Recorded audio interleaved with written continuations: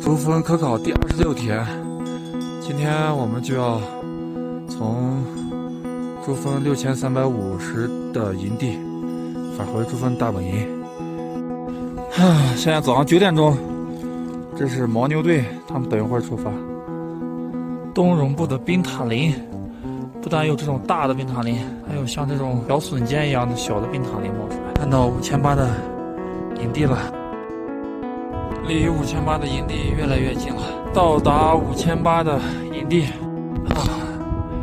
离开5800的营地，我们继续往5200大本营进发。